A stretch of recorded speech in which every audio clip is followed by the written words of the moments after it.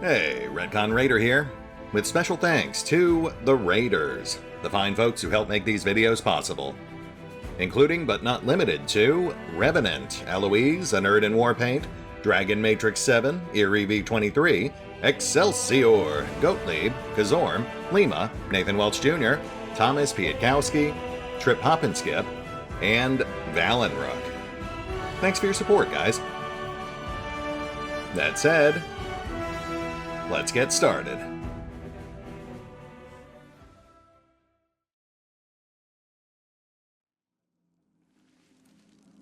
And welcome back to Pathfinder, Wrath of the Righteous.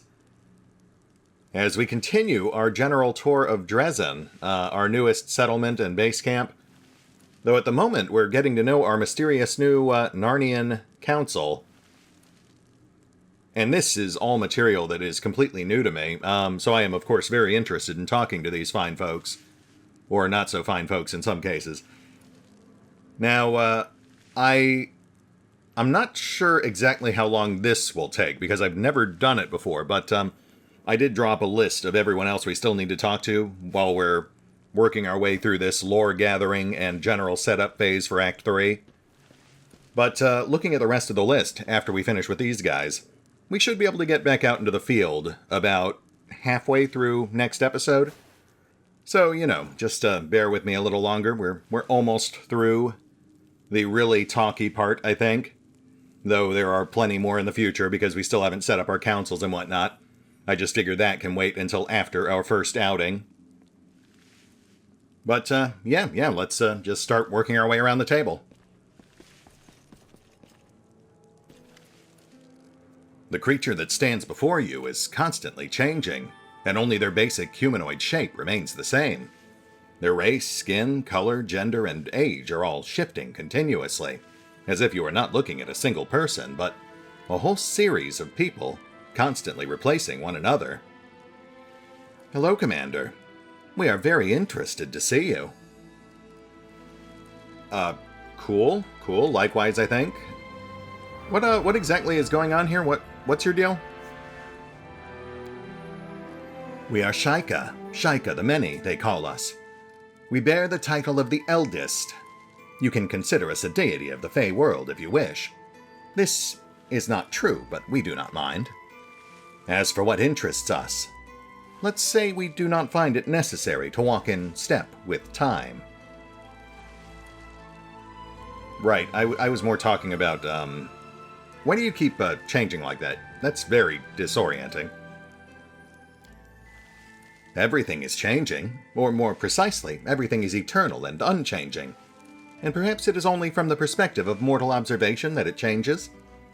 Do not be offended, but it is difficult to explain this to a creature who lives only in one time, sees only one present, and thinks they are moving toward one future at a constant speed. Let's say that the way we appear to you may give you a vague idea of how you and your world appear to us. Yeah, that didn't help at all, but thanks, I guess.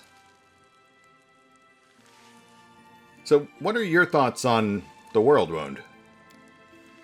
The wound itself holds no particular interest for us. It's just a rift between planes. This world has seen worse troubles. What's really interesting is all the ways in which it will and won't be closed, and all the yous that will have a chance to perform this feat. Now that I like. An oblique reference to all the other player characters that are created by all the other players. Or the universes where no player character is created because you didn't play the game. Thanks for that. You have doomed those realities. Or maybe you haven't. It's hard to say. Wow, so you know everything about all the things. Gotta say, that sounds super useful, but doesn't that get overwhelming or boring? I mean, no suspense, no surprises, always knowing the outcome? An amazing question. Of course, an existence in which we observe all the possible versions of the past and future at the same time, as if we're some kind of unchanging crystal, would be deadly dull. Actually, when we allow mortals to view our archives, they usually kill themselves out of boredom when they finish reading. Have you ever heard of a lich named Daeran Cam? Or did he not exist in your time? He was such a bore. Or he will be. Or will he not be? Well, it doesn't matter anyway. Sure. Fortunately, we have an escape. Out of all the blessings granted to mortals, we have kept forgetfulness and short-mindedness for ourselves. Whenever we have only a faint idea of this time. Instead of looking wistfully at all the times at once, we only recall them as necessary. And thus, we are always interested. Now that is interesting. That actually sounds kind of like what's going on with Nenio. I mean, not exactly, but there are some parallels there. I'll have to put a pin in that, and that bears further consideration. So wait, if you know all the answers, if you know how this is going to end, why not just tell the council? We know many answers, this is true. But you have no idea how difficult it is to watch the possibilities, time flows, and parallel branches of reality. What is true in one of them can be wrong in another. Imagine what could happen if we get things mixed up and give you answers that don't belong to the world in which you live. It would be a terrible confusion. An entire reality might collapse. So don't ask us. We don't do that anymore. Right, yeah, that does sound like something we should probably avoid. Alright, okay, fair enough. I guess I am vaguely familiar with the idea of, like, retcons and whatnot. Let me ask you this, though. Will we succeed? Will we close the world wound? Yes. And no. It's all up to you. We won't influence your choice. As it happens, we don't care which of the possible paths you will take, because we see them all. Yeah, thanks for that. That helps. Well, Shyka, it has been real, or maybe it hasn't. I will see you later, or maybe I won't. We aren't saying goodbye. I think my brain hurts. Hey, Cobblehoof. What's up, buddy?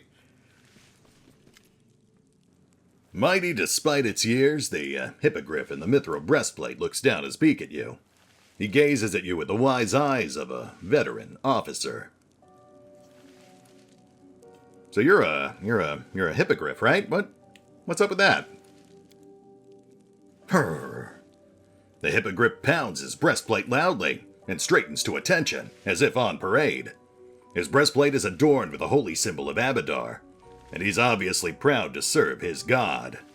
Indeed, he appears to have a high-ranking position among the god's faithful. Sure, yeah, thanks, very, very thorough response, wow. That's a lot to take in, and the world wound? The hippogriff growls as he pretends to put something into his foreleg, and then mimes crushing it with his claws. Right. A bit overly convoluted, but also brilliant in its simplicity. I like you, Cobb. You've got a way with words, and you make a lot of good points. Also, why is there any particular reason we would want to undermine our new advisors, our new multi-dimensional panel? I mean, I guess as a trickster, the real question is, why would we not want to? And, I would say stability, but I mean, we are supposed to be chaos incarnate, I think. So stability is a silly answer. You know what? Yeah, why not? We'll just embrace the chaos. I'm sure it'll all work out in the end. So Cobb, now that we're, close friends, practically family even, am I the only one who doesn't trust Socothbenoth? I mean, he is just a demon, right? Brr. With a furious growl, the hippogriff runs his claw across his throat. He clearly does not view Socothbenoth as an ally. Yeah, you know, now that I think about it, Chadali, what's her deal? I think she's just trying to get you all to doubt yourselves, to second-guess everything you do. Shooting a quick glance at the dark-skinned woman, the hippogriff nods grimly. His mighty claws scratch the floor with a rasping sound. Cool, good talk. Well, I think we've made a lot of progress here, so I will leave you to it. Later, Cobb. Yeah. You too.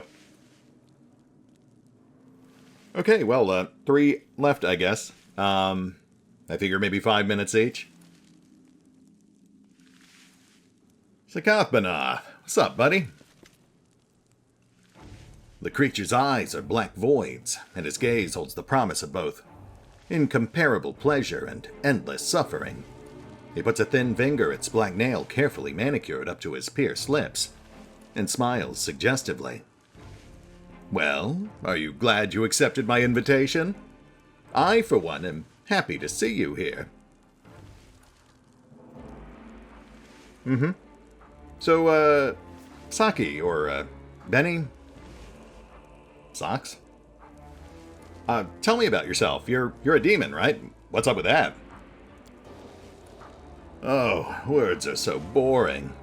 I prefer to show, not tell. But if you'd like to begin our introduction with words, well, I will bow to your wishes. I am Socothbenoth, a demon lord, prior of the cathedral Thelemic. I grant my congregation endless joys and pleasures, even if their tastes are frowned upon by the more hypocritical masses. Try to remember something you've wanted, a desire so shameful you don't allow yourself to even think it.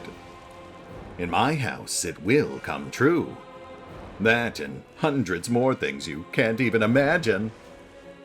Yeah, see, I don't find that appealing. I find that terrifying. You've heard this name before. Socothbenoth, also known as the Silken Sin, is the patron of sexual extravagance and perversions. Moreover, he is also the brother and lover of the powerful demon Nocticula, although you have heard rumors that the two of them have not been getting along lately. So, Socks, you and your sister Nocticula, what's the deal there? At the sound of her name, Socothbenoth's face contorts painfully. She is no one to me. Less than no one. Please, don't mention that name without need.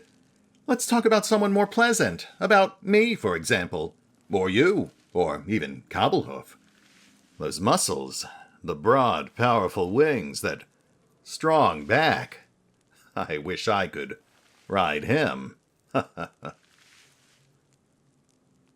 Gross.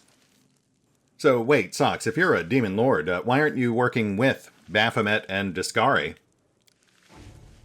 Why would I be? Of course, Baphomet is always a welcome guest in my dominions. Socothbenoth traces his finger across his lips with a dreamy smile. But the fact that he is a great lover doesn't mean I'm eager to participate in any of his schemes. Biting, conquering, seizing by force? Bleh.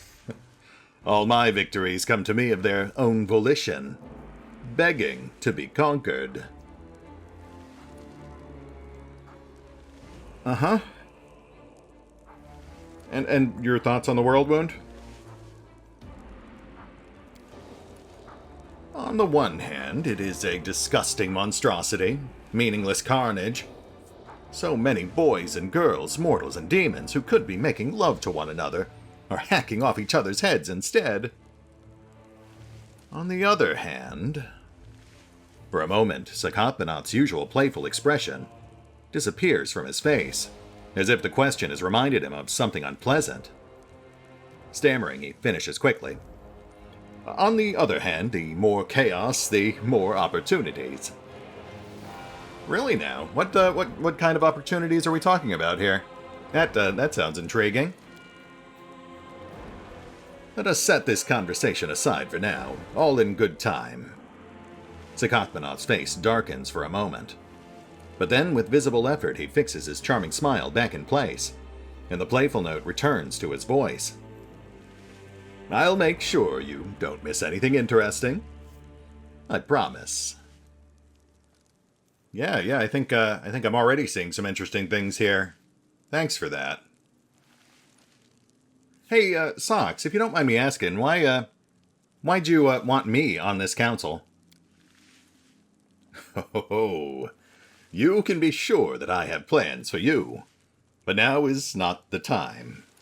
When the moment comes, I will share them with you, and I'm certain you will like what I have in mind. For now, though, go mingle. I did introduce you into high society. Of a sort. That you did. Socks. That you did. And you know what? I think we're gonna take a pass on banging the Demon Lord. Gosh, I'm just not sure what Callistria would think about that sort of thing. I mean, I know she's all for passion and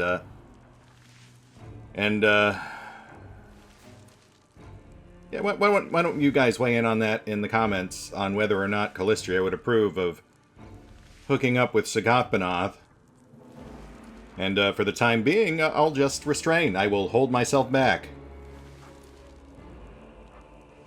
Besides, I like Daeran better, and we've got a Rue now, and I'd kind of like to see what her deal is. So I feel like our dance card's already full. And Socothbenoth is clearly up to something. Really, probably not a good idea to let him get his hooks in us. You know, Socks, I was just chatting with Cobb, and he really does not like you. He just kept going on and on about it. Yes, I know. He sees our alliance as temporary. He will strike as soon as I give him cause. However, Socothbenoth grins maliciously. I'll always be one step ahead of him, because I don't need a cause to strike. Yes, see, Socothbenoth, this is exactly why I don't trust you. Also, this is kind of fascinating, because I don't really get the impression that we're so much tricking or convincing them to turn on each other. This really plays more as like us shining a spotlight on the pre-existing faults and like the foundation they built this entire council on. I think even without us, it would only be a matter of time before they all ended up turning on each other. In fact, this might actually make each of them trust us more. Hey, Socks, you know the cat girl? She tried to drag me into some sort of plot against you or something. I didn't catch the details, but I'm pretty sure she wasn't lying about it. Really? Socothbenoth's black, void-like eyes turn in her direction.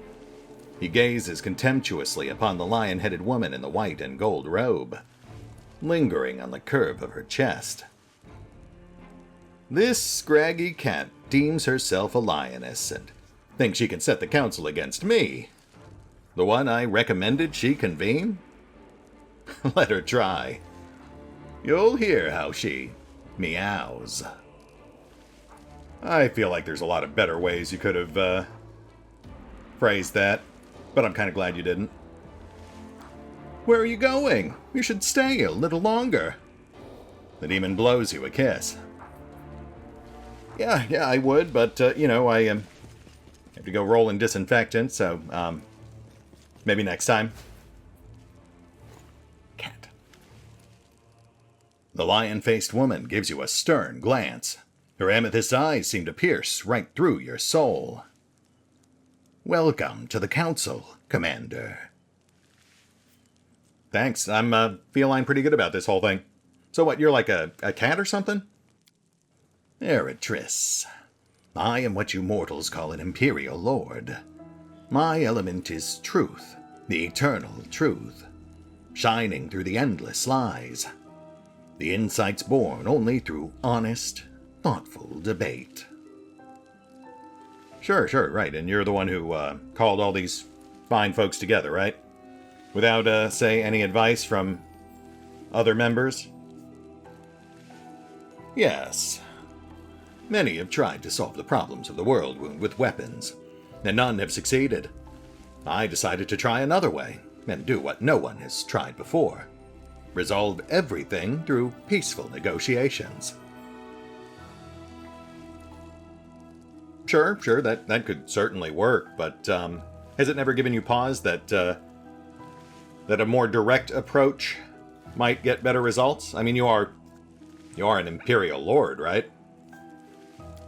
A victory obtained through brute force doesn't prove anything, and the more blows you deal to Discari and his followers, the more convinced they are of their rectitude. Inappropriate. No, a true victory can only be achieved through honest, unbiased debate. When they see the error of their ways, the demons will lay down their weapons. Yeah? How's that been going? The lion-headed woman pauses for a moment to think, but then answers in a voice filled with unshakable confidence. Up until now, there have been few successes, but we keep trying. The truth always comes out, sooner or later. A lioness and her pride. So what are your thoughts on the world wound? It's a terrible mistake, an aberration in the world order. As with any mistake, it runs the risk of becoming fatal if it isn't fixed in time. And as with any mistake, it can be corrected if the truth that refutes its existence is discovered and made public. The Council is working on finding this truth, and although the truth has eluded us thus far, we keep trying. I only hope we reach our goal before the damage from the world wound becomes irreversible. You know, that might be slightly easier to do if the main reason that Socks over there joined the Council wasn't just to get under your fur. Y'all should really have some sort of clause to deal with that. Oh, I know about his feelings quite well. He doesn't conceal them. Alas, above affinity, he is tempted by intimacy, and it does not matter with whom, whether it is me, Alicino, or Cobblehoof. Until now, I assumed that for the common goal of finding the truth, I could turn a blind eye to those destructive inclinations. But you may be right. It is possible that he is the one leading us astray. The lion-headed woman's fingers stray to the hilt of her dagger. Or, maybe he is just kidding around. Hard to say. Anyway, great talk. Eritrice, I'll catch you around. Go, and may your path be lit by the unfading light of eternal truth. Yes, I will certainly do that thing that you just said. A little catty, but she seems nice. One more. There you are. You see a dark-skinned, middle-aged Vudrani woman, dressed in yellow silk. White flowers decorate her long black hair.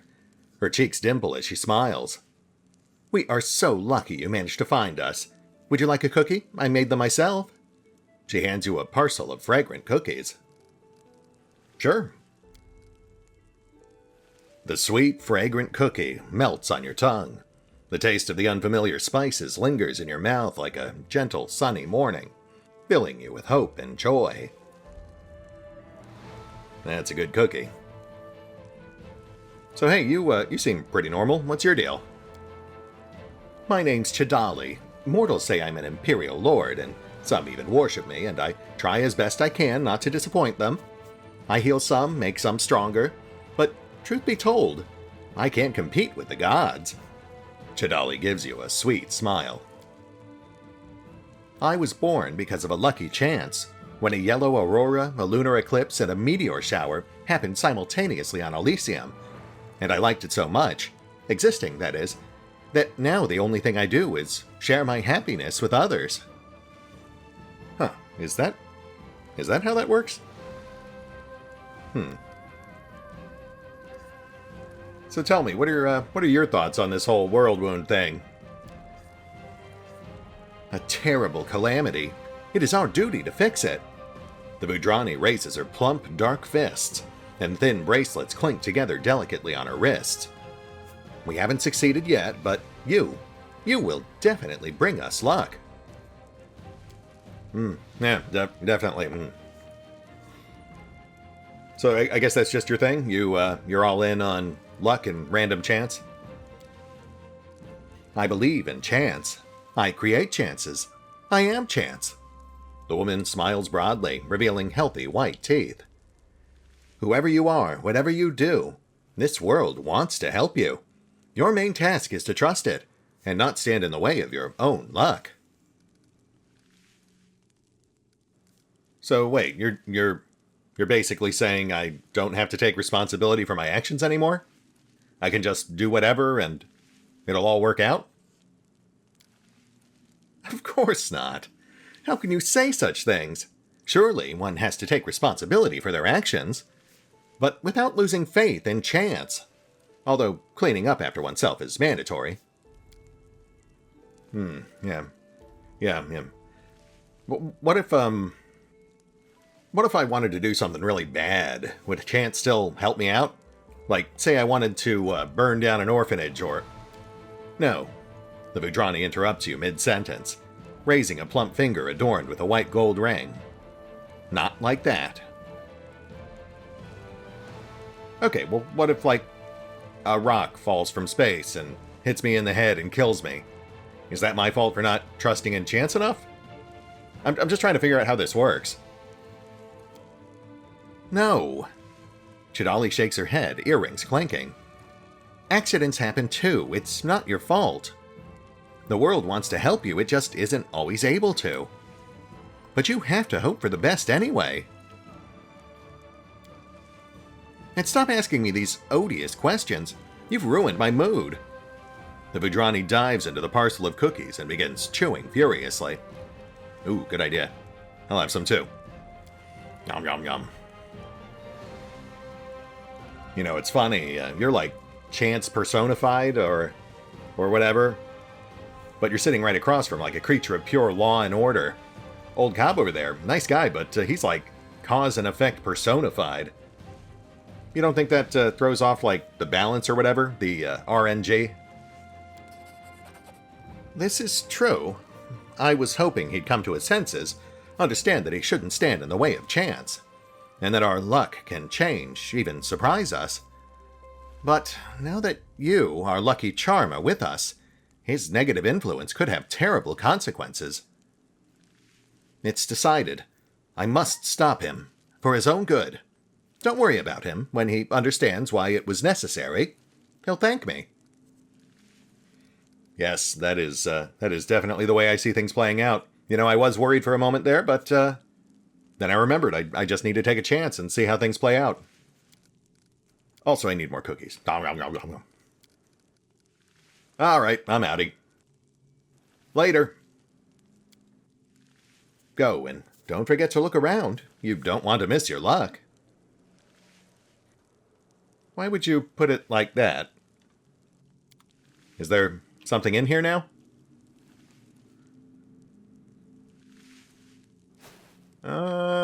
I guess it couldn't hurt to do a quick lap around the room.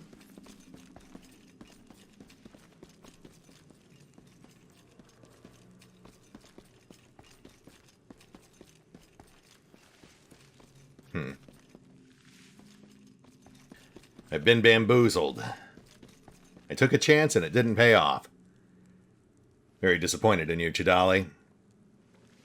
But I do appreciate the cookies. Well, these all seem like very nice folks. Even Shyka, who is multiple folks in and of herself. I feel kind of bad about potentially misleading them, leading them all astray and sabotaging their mission. But let's be honest, they were never getting anywhere with that by themselves anyway. So, yeah, I guess Chadali has the right idea. We'll just do our thing and see how it all works out. Chance and all, you know.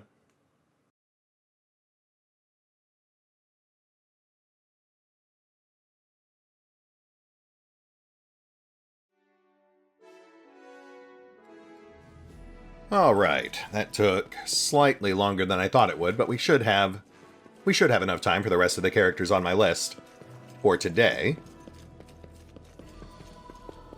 And we will be picking up right where we left off last time with, Oh, no, wait, actually, we're coming out of the keep, so... We'll start with Wilcer. He should be in the marketplace.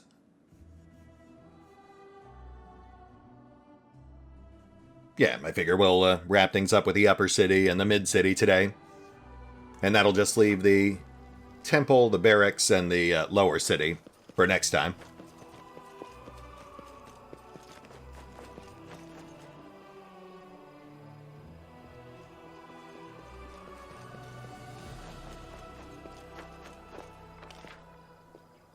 So, Daeran and Cam. And there's Wilcer. And we have Ciar. So, Ember. I'm missing someone. Hilor. Right. So that is our list for today. And of course we have a bunch of new random merchants scattered around too. We're not going to worry about them right now, but I will peruse their goods between episodes. We'll chatter about that next time. Though I suppose we should dump all the vendor trash we're carting. Wilcer, you old so-and-so, how's it going, buddy? The bearded quartermaster gives you a friendly nod. Commander, what can I do for you? Hey, Wilcer. You in charge of the fortress now, or what? What's going on with you? No way, Commander. The quartermaster throws up his hands. Not in a million years. I can manage an expedition just fine, but running a fortress is a different kettle of fish. That's enough work to make a man's head explode. Which is why they sent us an expert from Nerosian. Her name is Dorgalinda Stranglehold. I've seen how well she handles things. She knows what she's about, that one. Iomade bless her. She'll be managing the fortress, and I'll keep taking care of the soldiers, just like I've been doing. Fair enough. I mean, I do prefer working with known quantities, but this Stranglehold gal sounds nice.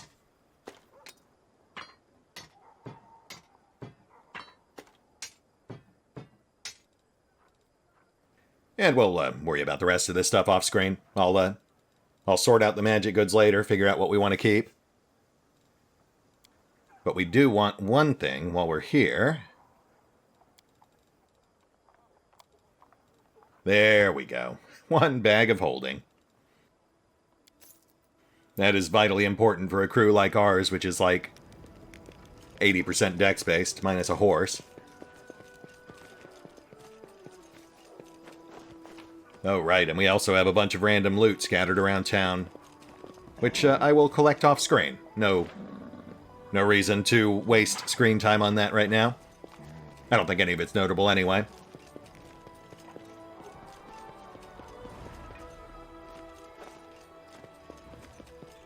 Wait, no, this isn't right.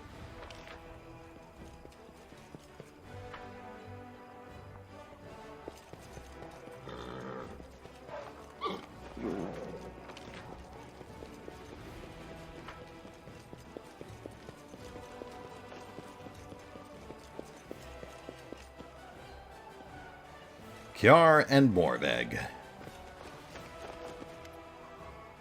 Old Ciar gives you a friendly smile. Can the ever-bright Crusaders be of service to you, Commander? The Crusader turns to the young lad standing next to him and wags his finger at him with ostentatious strictness. Morveg, keep it to yourself. If you keep interrupting your elders, you'll be mucking out the stables for a week. Hey, Ciar. Other guy? I just thought we'd get to know each other a little better is all. Maybe we are going to be working together, right? About me, Ciar Cobbled? Or me, the glorious ever-bright Crusader and the leader of my order? The young man standing next to Ciar casts a look at his fuzzy gray hair and mumbles. Leader of the order, also known as Sir Dandelion.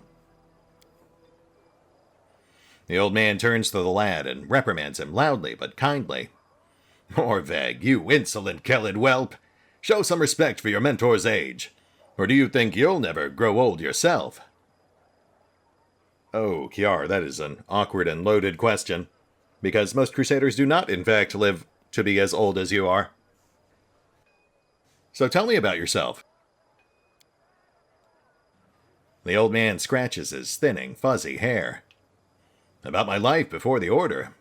And it was so long ago. As a boy, I decided there was too much evil in the world. Someone had to do something about it.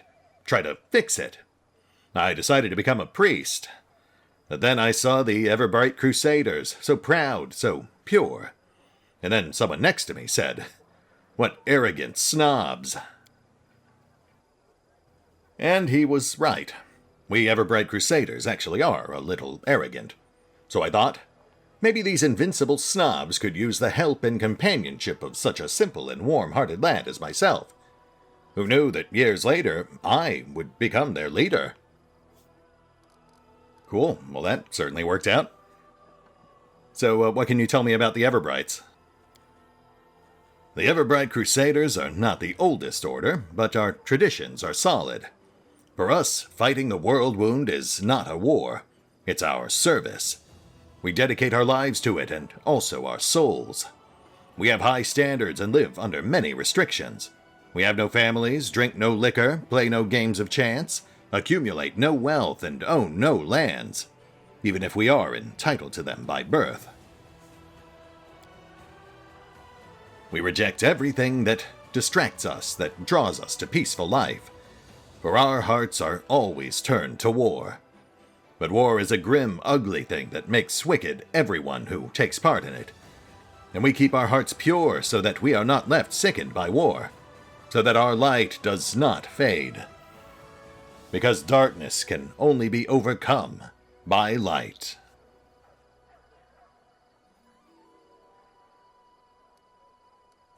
And that's why you're dragging the kid into a war zone?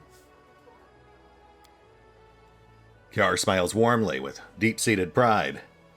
Ah, this is Morveg. He is a Cobbled. He's from these parts. When the world wound opened, his family was forced to flee. What a life they had.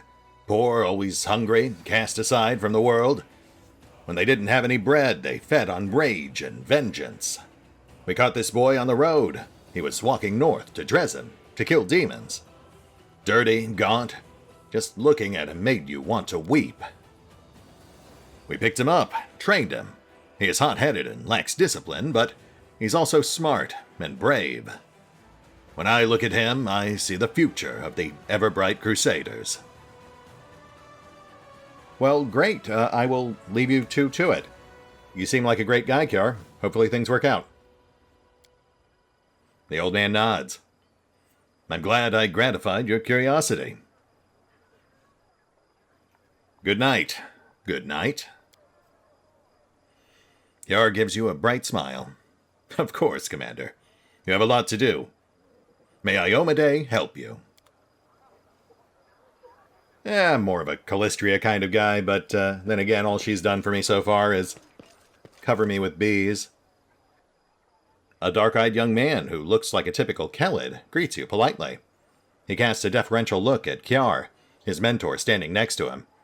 A simple straw figure in the shape of a wolf hangs from the boy's neck. How can I help you, Commander? Why don't you tell me a bit about yourself? My name is Morveg. My family used to live here in Sarkarus. The world wound forced us to flee, made us homeless. Most of our clan died of starvation and disease. We've been wandering the river kingdoms, begging, losing people. But we've never forgotten who we were and where we came from. When I heard another crusade had been declared, I came here to fight the demons and claim vengeance for the homeland of my ancestors. Cool, cool. So, how are things working out between you and, Ciar? The boy looks at the old man standing next to him with sincere gratitude. He's got a big heart. He picked me up, gave me food and clothes, took me on as an apprentice. Although I was no one to him, you know, us vagabonds don't often come across generosity like that. Ciar is kind to me, but my master's nature is too soft. He doesn't understand that it's impossible to keep your soul pure when you fight demons. We Cobbleds of Sarkarus have learned this bitter truth. We know that any means are justified for fighting demons. But Ciar can't see that we're right. We paid for the privilege of hindsight with a sea of blood and the loss of our homeland. Well, I hope you two can find some middle ground. It sounds like you have very, very different outlooks on life. Good luck with that, I guess. Good luck to you, Commander.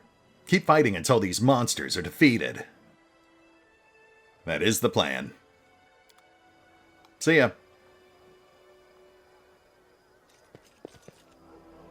Next up, we've got Hilor.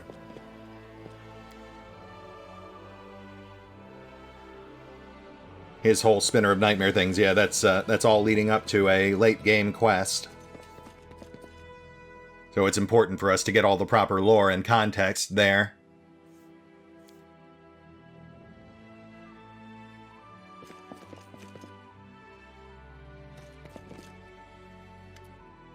Congratulations on taking Dresden, Commander. It's a great victory, though you paid for it with much blood. Its smell still hangs in the air. I remember the smell well. The last time the air reeked like this was the most horrible day of my life. The day I nearly caught the spinner of nightmares. Yeah? That is quite a way to start a conversation, Hilor. Wait. We have two options. I think this one just retreads. Okay, yes. That's just the earlier entries in the story. Tell me your tale of blood, death, and vengeance. Hilor's gaze grows heavy. It was 6 months ago. We got a lead where to look for her. A lonely inn along the road. We arrived disguised as travelers. I never took off the eye of truth for a moment. Hilor carefully takes out and wipes his magic monocle. We quickly identified her cronies, but the spinner of nightmares was nowhere to be found. I lost hope and gave order to arrest the cultists. We managed it quickly and without any losses. Then the spinner of nightmares appeared on the stage where passing bards were performing. She sang a funny little children's song, and the guests of the inn went mad. Their eyes turned bloodshot and they attacked us in a rage. They grabbed whatever came to hand and tried to kill us. Stools, forks, their bare hands, and even their teeth. We were forced to defend ourselves. When it was over, we were covered in blood. 31 butchered corpses lay at our feet. They wouldn't stop fighting even after their guts were dragging across the floor. The air reeked of blood, guts, and shite. I was barely able to clamber out. My legs refused to walk across that slimy muck. Once I made it outside, there was only the night and the steppe. And her laughter. The delighted, mocking laughter of a child who'd pulled off a prank. It arced from horizon to horizon. As it echoed in my mind, I lost consciousness and fell to the ground. Hilor's story ends with a helpless sigh. The Pathfinder massages his eyes with his fingers, as if trying to push away the horrific images he envisions. So what, did you just not bring, like, anyone who could cast Dispel Magic or other such spells?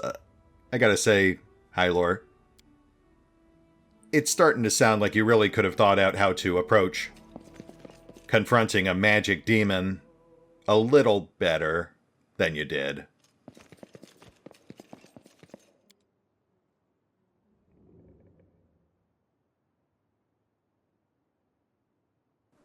Well, that was fun. And relatively quick. We've still got time. Let's go chat up our companions. We've got 4 companions all lined up, so we'll just start working our way down the line. See if any of them have anything new to say. So. You have nothing new to say. Well, that was easy. Ember. Oh, nothing here either. Interesting. Maybe, yeah, I mean, I guess Regil didn't have anything to say either. I guess Nenia was just kind of a fluke. She had a whole thing for us.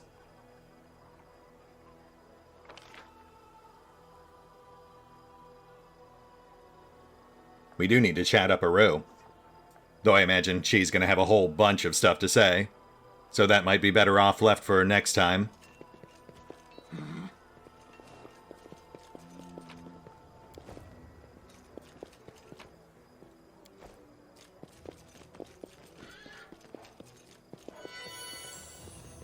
Daeran, what's up, buddy? You know what? Daeran asks, not bothering to greet you properly. I've noticed a certain cyclical pattern in my life ever since I met you. First, something happens that leaves me positively intrigued. Then I descend into the depths of fear and anger. Then I start to think that it's not so bad. The curiosity comes back. And then something even more dreadful occurs. The demons attacking my home and the city around it was unpleasant enough already, but I thought I could compensate for that by striking up a curious acquaintance and having some new experiences. Then my dearest cousin threw me right into the middle of a crusade, and just when I started to see some positives in my current situation, the gargoyles kidnapped me. The slaughter in Dresden following my triumphant rescue effectively put out every spark of optimism that I had managed to gather. Now the city is in our hands again, and it's getting more and more tolerable to stay here. I feel surprisingly good, and I'm even beginning to find the city rather enjoyable. This brings one very reasonable question to my mind. What is the next outrageous and dangerous mess you're going to pull me into? Oh, Daeran, you have no idea. We're not even halfway through this thing. But don't worry, I'll save some of the choicest ones just for you. In fact, I'm fairly certain that a few of them are directly related to you, so we'll see how that goes. Does this list include the ordeal known as the Trial of the Cold Oatmeal? If not, then there's nothing to be afraid of. And if you think I've just shown you my weak spot, then you're wrong. It was deliberate misinformation. Well, we'll see about that. I'm going to have words with our cooking staff. Hey, D-Bag, are you feeling up to talking about what happened at Heaven's Edge yet? I mean, you don't have to, but just... I mean, it's not like I care or anything, but Kaz was curious, and I figured I'd ask. Daeran's face grows grim. I don't like discussing such unpleasant things. You seem to be quite capable of having fun, so why are you... I don't even know what you're trying to achieve here. I suppose you can always ask, and I'll decide whether I want to answer or not. Wow, okay. I was not expecting him to agree. That's fair. That is entirely fair, Daeran. Tell me, do you miss anyone who died that day? Daeran is silent for a moment. His pupils seem to pulsate to the rhythm of his thoughts. Or emotions, perhaps? I regret leaving my mother alone. She deserved a better death than that. They confined her to a room so that she wouldn't infect those who still believed they could avoid the illness. And... oh, I forgot that you didn't know. All right, that's enough. He shakes his head. Let me be blunt. I don't care about my so-called kin at all. People die every day, and none of those people were my friends. They are dead, I am alive, and able to enjoy life to the fullest. Besides, there are many things far worse than death. Like getting an alien eldritch god stuck in your skull? What about your mom? Daeran sighs. Perhaps. Maybe. My mother loved me, and I loved her, even though I was a thorn in her side. How can you truly be close to your parents when you're just an arrogant whelp? At least I was lucky enough to have a real mother instead of a countess mother. Aristocratic parents often see their children as valuable investments and vessels for all their ambitions. Well, thanks. Thanks, Dee. I appreciate this. We should really do this more often. Like, not too often. once an act, maybe? Can't you come up with something more exciting to ask me about? For example, why I hate equestrian statues, and what befell the marble horse of my marble grandmother? Well, you know, that does sound fascinating, and I would ask about it, but it's not an option, so we'll just have to put a pin in that. Maybe next time. For now, I will leave you be. Later, buddy. That was nice. That made doing this tour with all of our companions worth it, though Nenio's was fun too. But it's nice seeing Daeran actually letting his guard down every so often. I mean, he's an obnoxious brat 90% of the time, but that bit about his mother actually gives us some context as to why he behaves that way. How about you, Cam? You have anything enlightening or introspective for us? Or are you just going to be horrible? I've got my guess. I like that Vex ran to like the next county before the conversation started. Greetings, says Cam, doing her usual posturing. Hey, Cam, so what do you think of the awesome new powers I have blessed you with? Pretty cool, right? Camellia shrugs nonchalantly.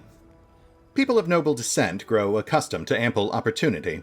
The powers I received from you are useful, but I see no point in treating them with excessive piety.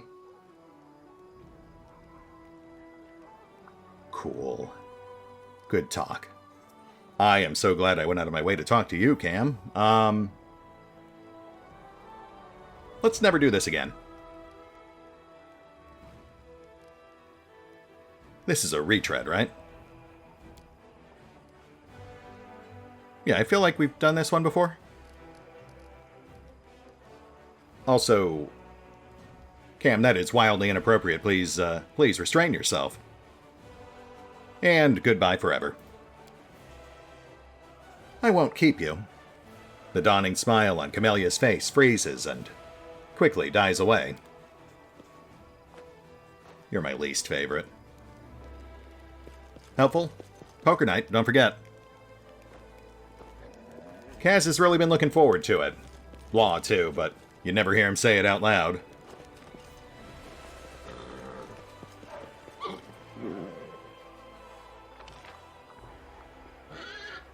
Alright, folks. We are past time, so I feel like this is a good place to call it, but yeah, we got everything I had planned for today done. Which does put us within spitting distance of getting ourselves back out in the field. I think a rue is going to be the big thing for next time round. Though we also have a few other characters to check in with, but that shouldn't be too bad. That said, we will hit the pause button for now. I'll roam around town, grab everything that's not nailed down, make sure I'm not missing any important business. Do some light shopping, but we'll talk about that next time. And we will pick up here next time as we finish up our business and get out in the field. I'm thinking we'll start by trying to track down a wild Walgip or two. I do miss the guy. See you then.